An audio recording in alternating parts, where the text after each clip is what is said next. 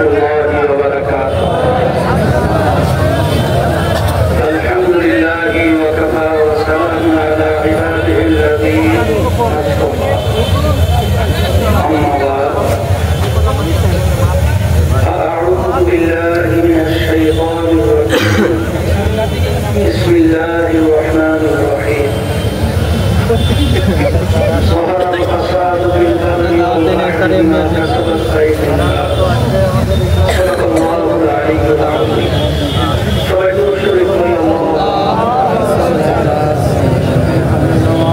وحبيبنا وقائد محمد صلى الله عليه وعلى آله وأصحابه ইসলামী আন্দোলন বাংলাদেশ মাগুরা জেলা শাখা কর্তৃক আয়োজিত আজকের সমাবেশের সভাপতি মঞ্চে বিভিন্ন ইসলামী রাজনৈতিক দলসহ বিভিন্ন রাজনৈতিক দলের নেতৃবৃন্দ, সম্মানিত ওলামায়ে কেরাম, সাংবাদিক আমার ভাইরা, প্রশাসনের দায়িত্ব যারা নিয়োজিত আছেন, প্রশাসনিক ভাইরা সহ ইসলাম প্রেমিক, দেশ প্রেমিক আমার ভাইরা, ইসলামী আন্দোলন বাংলাদেশ কি চায়, আমাদের লক্ষ্য উদ্দেশ্য এক কথায় দুনিয়াতে শান্তি, আখেরাতে মুক্তি। ইঞ্জিনিয়ার যে ইঞ্জিন তৈরি করে ওই ইঞ্জিন সম্পর্কে ইঞ্জিনিয়ার ভালো জানে। মানুষ আসমান জমি সৃষ্টি করেছেন আল্লাহ। কোন নীতি আদর্শ অনুযায়ী মানুষ দুনিয়াতে চললে দুনিয়াতে শান্তি হবে, কে গাইডলাইন দিয়েছেন আল্লাহ। এছাড়া আল্লাহ রাব্বুল আলামিন বলেছেন ইন্না দীনা ইনদাল্লাহিল ইসলাম, আমার কাছে একমাত্র নীতি আদর্শ সেইটা গ্রহণযোগ্য, তার নীতি আদর্শের নাম হলো ইসলাম। আজকে বাংলাদেশ 53 বছর স্বাধীনতা, 54 বছর চলছে। যাদের মাধ্যমে দেশটা চলেছিল, এই দেশকে রক্ষা করতে গিয়ে, এই দেশ স্বাধীন করতে গিয়ে লক্ষ লক্ষ মানুষ জীবন দিয়েছে, পঙ্গু হয়েছে। মৌলিক তিনটা তাদের স্লোগানের ভিত্তিতে দেশ স্বাধীন হয়েছিল। তার ভিতরে একটা স্লোগান ছিল সাম্য, মানবিক মর্যাদা, ন্যায় বিচার প্রতিষ্ঠা। কিন্তু বাস্তবে যারা দেশ পরিচালনা করেছে তারা এই তিনটার পরিবর্তে আমাদেরকে দিয়েছে তামাম দুনিয়ার মধ্যে 5 বার চুলের দিক থেকে পাস। এই তিনটার পরিবর্তে আমাদেরকে দিয়েছে হাজার হাজার মায়ের সন্তান হারা করেছে, লক্ষ লক্ষ কোটি টাকা আমাদের দেশ থেকে পাচার করে এবং পাওয়া সহ বিভিন্ন জায়গায় প্রসার করে তুলেছে। সদ্য ফ্যাসিস্ট আওয়ামী লীগ 5ই আগস্ট হাসিনা সহজে পালালো, তারই অভিমন্ত্রী তিনটা দেশের মধ্যে তার বাড়ির সন্ধান পাওয়া গেছে 620টার মতো বাড়ি। তার মূল্য প্রায় 5,700 কোটি টাকা। এই টাকা কি তার বাপদাদার কামাই টাকা?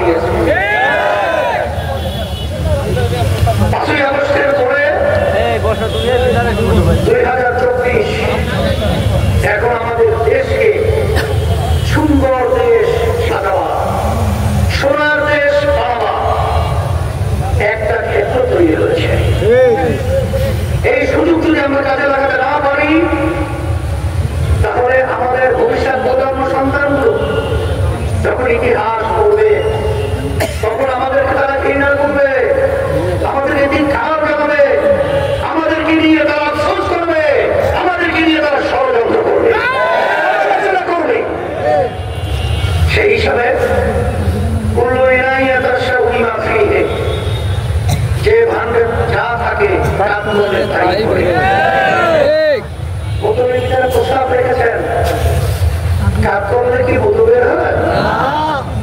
এই ৫০ বছর যারা দেশ পরিচালনা করেছে এদের পরিচালনা আমাদের চোখের সামনে পরিষ্কার।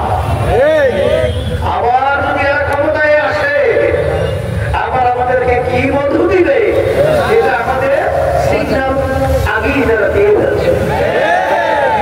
আচ্ছা আজকে কেন্দ্রীয় নেতারা এমনকি খালেদা জিয়ার উপদেষ্টা সাবিকুল তার বক্তব্য রেখেন নাই, কি বক্তব্য দেয়?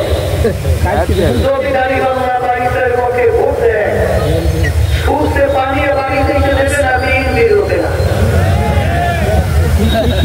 এগুলো বক্তব্য সন্ত্রাসী বক্তব্য। আজকে তাদের কাছে তাদের কেন্দ্রীয় কোন নেতার কিন্তু নিরাপদ নয়। আপনারা দেখেছেন চিটাগাংয়ের হাওড়াতে সেখানে কেন্দ্রীয় এক নেতা গেছিল কমিটি গঠন করার জন্য, সেখানে তার উপরে যে অমানসিক যে পশুত্ব আচরণ তারা করেছে এটা আমাদেরকে সিগন্যাল লাগিয়ে দিয়ে রেখেছে যে কেন্দ্রীয় ভাবে বিএনপি তৃণমূলে নিয়ন্ত্রণ হারিয়ে ফেলেছে।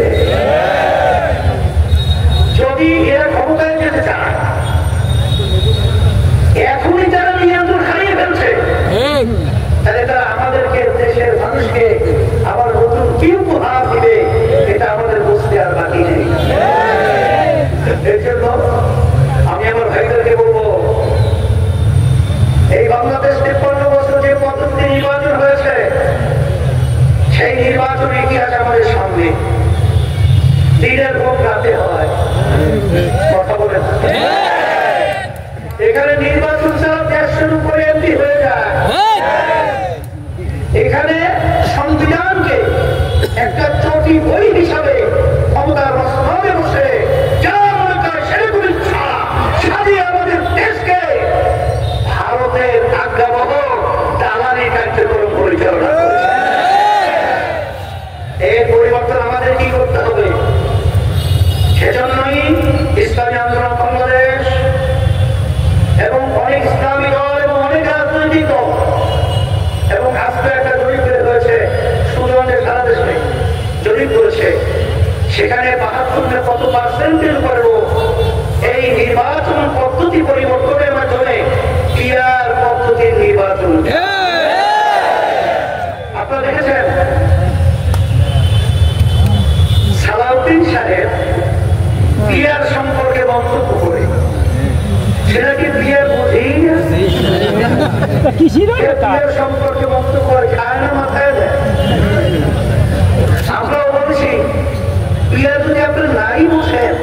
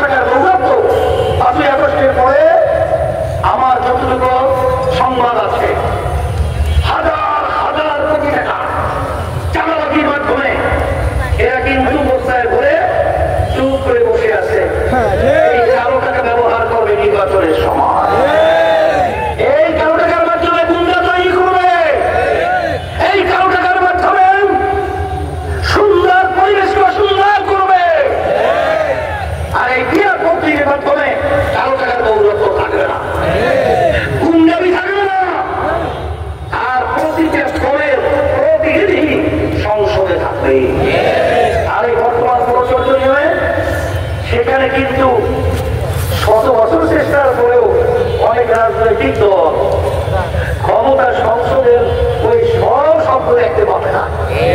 এই জন্য আমরা দাবি করেছি পিআর সিস্টেমে নির্বাচন হতে হবে। আর আপনারা যে বর্তমান অন্তর্বর্তীকালী সরকার যে ফেব্রুয়ারিতে নির্বাচনের যে ঘোষণা দিয়েছে, আমরা পরিষ্কার বলেছি সংস্কার হবে এবং এই খুনিদের, জালেমদের, টাকা পাচারকারীদের দৃশ্যমান বিচার আমরা দেখব। এরপরে পিআর পদ্ধতি নির্বাচন বাংলার জমিনে হবে। কিন্তু বর্তমান সরকার ঘোষণা করেছে নির্বাচন, সেই নির্বাচনের মধ্যে আমরা পরিষ্কার দেখছি এখন পর্যন্ত লেভেল প্লেইং ফিল্ড এখন পর্যন্ত তৈরি হয় নাই। লেভেল প্লেইং ফিল্ড যদি তৈরি না হয়, তাই সেখানে আমাদের জানার মায়া নাই, কথা বলে না নাই, আমাদের টাকার মায়া নাই। এখানে আমরা নির্বাচনে যাব, আর এখানে রাস্তাঘাটে যে তাণ্ডব এখন আমরা লক্ষ্য করছি, সাংবাদিকরাও নিরাপদ নামে ফেলায়। সোহাগের মতো ছেলেকে পাথর মেরে বর্মা যুগের ইতিহাস আর বানিয়েছে। সেখানে নারায়ণগঞ্জে দেখেছেন যখন দোকানের মানে অফিসের টাকা ভাড়া দেওয়ার জন্য গিয়েছে, তখন তারা নির্মমভাবে পিটিয়ে হত্যা করেছে। এই 5ই আগস্টের পরে বড় একটা বলে নিজেদের কুন্দরে হয়তো বা ভাগাভাগি অত অন্য কিছু প্রায় 200 উপরে নিজেরা তারা বন্ধ করে একজন আরেকজনকে মেরে ফেলছে। এই অবস্থায় কি লেভেল প্লেইং ফিল্ড আছে? আছে? এই অবস্থায় আমরা নির্বাচনে কিভাবে যাব? লেভেল প্লেইং ফিল্ড না হওয়া পর্যন্ত এখানে আমরা নির্বাচনে যেতে পারি না, আর নির্বাচন হতেও পারে না। এই জন্য আমরা পরিষ্কার ঘোষণা করছি, দৃশ্যমান আমাদের বিচার প্রণালী আমাদেরকে দেখাতে হবে। আর প্রয়োজনীয় সংস্থা প্রশাসনের মধ্যে, নির্বাচন পদ্ধতির মধ্যে এবং যেখানে যেখানে প্রয়োজন সেখানে এই সংস্কার হওয়ার পরে আর পিআর পদ্ধতিতেই নির্বাচন হতে হবে। আপনাদের সকলকে ধন্যবাদ জানাচ্ছি, আপনারা কষ্ট করে এসেছেন। আর এই দেশ আমার, এই দেশকে নিয়ে ভালো মন্দ এটা তৈরিও করতে হবে আমাদের। সেই লক্ষ্য নিয়ে মাঠ কিন্তু দুর্বল রয়েছে, এই মাঠে যেন আর আগাছা জন্মতে না পড়ে আমাদেরকে ফসল ফলাতে হবে। এই জন্যই আমরা ঘোষণা করেছি ইসলামের পক্ষে আমাদের কবুল করে একটা 500 আমরা পাঠাবার কার্যক্রম শুরু করেছি।